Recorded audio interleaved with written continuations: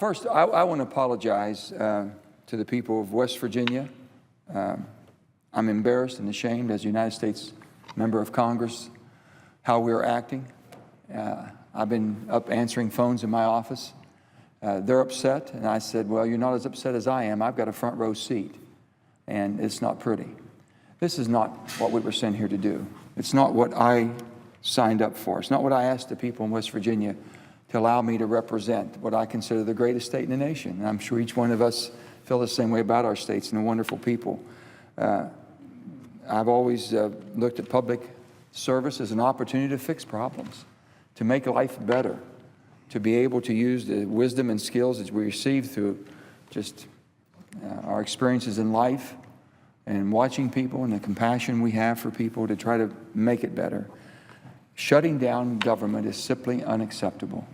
I don't care any way you look at this. It's just unacceptable.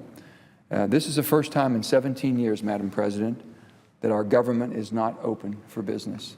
First time in 17 years that we're not open. This is self-inflicted. This didn't happen by any outside forces. This has all been self-inflicted. It not only hurts the people of West Virginia deeply, it hurts people all over this country. And they're feeling the effects. This is only the second day, but it's 2 days too long.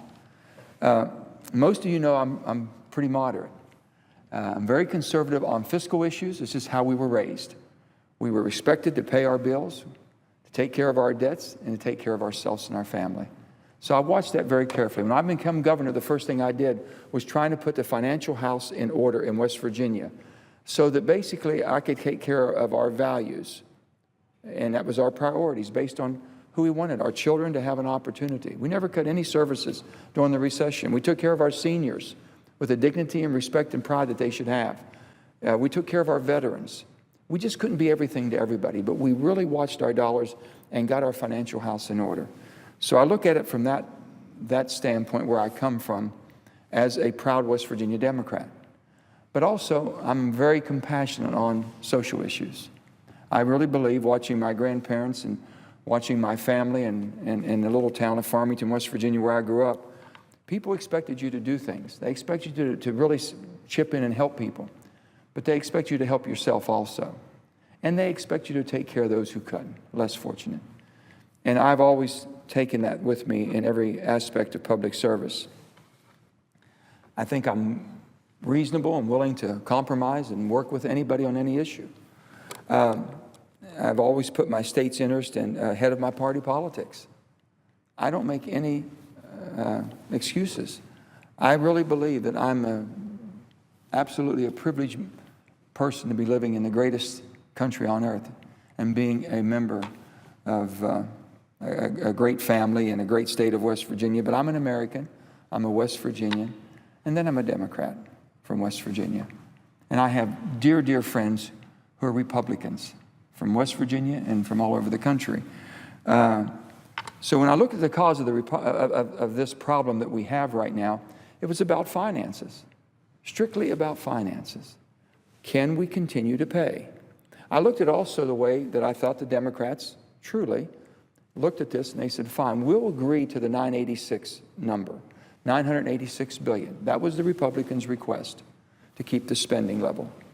The Democrats would have loved to have the $1.058 trillion, so they reduced it $90 billion. To me, that was a good compromise. We can live within that 986. We got to tighten our belts a little bit, but we're good at that in West Virginia, and we did it. And then all of a sudden, the Affordable Health Care Act, or the Obamacare, as people have referred to it, becomes the issue. There's a lot of things in that piece of legislation that I don't agree with. I don't know how I would have voted if I was here. I would have tried to make what I would have thought constructive changes. But you know what? It's the law. And I said, I'm in a mode that I would call a reform, repair, and then repeal parts that we can't fix. I don't know that yet. We've got to get in there and do it. Now, I'm probably part of the problem and caused some of this because I made a statement. We were talking to some people, and they were asking me, what do you think is going to happen? I said, well, for my colleagues and friends on the other side of the aisle, my Republican friends, I would think that they would look and if they really want to talk about health care, can it be extended for 1 year before it takes the effect of the law? I didn't mean to postpone it. I didn't mean to stop it and don't start until next year. I meant the fines and the penalties. Think about this. I'm very much opposed to the individual mandate, but I understand it's part of the process. But I would have thought, why won't we have a transition year? So the law takes effect as of yesterday. It has. We've got people trying to find the best opportunity they have. In my little state, we don't have a lot of options. So I want to make sure that the people that have good insurance are able somehow to keep that. There's got to be a way we can work through that. I want to make sure the people that have no insurance and have never been able to buy insurance can now be able to afford it. I want to make sure of that. I want to make sure that people that had pre-existing conditions or they had a child that was born with a condition are able to keep the insurance that they now have that they couldn't have before. I want to make sure that basically the senior citizens in West Virginia that basically are going to fill the donut hole they have to out of their pocket they couldn't afford is taken care of. They can go get an exam on an annual basis and not have to pay a copayment from their Medicare. Those are all good things, and I know that my good friends on the Republican side feel the same way about some of this. Why would you want to throw the baby out with the bathwater when all you have to do is maybe change the water every now and then, and we have a little clean water we can bathe the baby again in? These are the sensible solutions, and where I was raised, looking at how do you fix it. I can assure you of this. I've never fixed a problem by calling somebody else a name. I've never chastised somebody for their beliefs. I really haven't. I've tried to think of, okay, if I was in their shoes, how could we fix this? And when I was governor, I used to sit down with people on the opposite side. I'm thinking, okay, in the profession that we're in, public service, how do I allow them to go home to save face? How do I allow them to have some comfort, that they're able to bring constructive ideas to the table that basically makes it better? I've always thought of that. So you're not going to hear me saying that we're right and they're wrong. In this case here, I will say that please don't have this self-inflicted pain on the people of my state of West Virginia or your state or this country. There could be a time when we're not able to stop what might be happening. The market forces might push us in a direction that we can't control. This is something we can control, and all we're asking for, please, let government continue. If you want to talk about a big, grand plan, which I hope we do, which is fixing the financial condition, getting our financial house in order. I've been a big supporter of Bowles-Simpson. It's the only bipartisan package that's been on the table since I've been here. There's an awful lot of things that people say, well, I don't like this, I don't like that.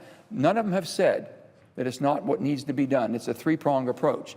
That's the big fix we've talked about. But we're not talking about any of that. We're talking about things we don't like. We're talking about people we don't like. We're calling people names. And it just doesn't fix things. It doesn't make it right. So you will hear me continue to talk about the grand bargain. This is a time between now and the debt ceiling. And I will say this about the debt ceiling. Raising the debt doesn't fix the debt. Continue to raise the debt. We need to have a path to fix it. We shouldn't be going through this political fight every 3-6 months. This is the 5th time that I've been in a debt ceiling. How many times have we voted on the so-called health care, Obamacare? It's ridiculous to continue to fight the same fight over and over. I would hope that we are in a reform, a repair, and then repeal when you can't fix. When you've given it your all for the betterment of our country, and it's just not fixable or doable, then you change. We haven't gotten there yet. We got all naysayers and people just basically that just don't want change. I've got too many people that need the services of government. I've got too many people that depend on it. And not that I believe that they shouldn't be dependent. I would hope that people would be independent. But government's so intertwined in all of our lives. And to just say you want to stop it all is wrong. And so I would ask my dear friends and my colleagues on the Republican side to please think about a continuing resolution.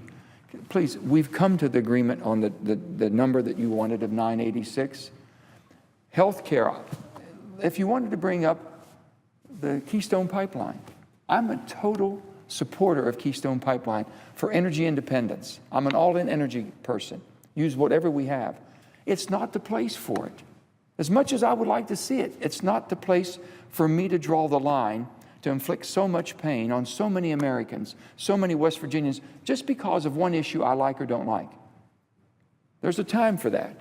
There'll be a time for this health care bill, the Obamacare. It'll either succeed or fail on its own. But we ought to try to make it better if we can. If we can't, then come to the conclusion we can't. But don't shut down government because you don't think it'll work. Or maybe you're afraid it will work. That could be it too.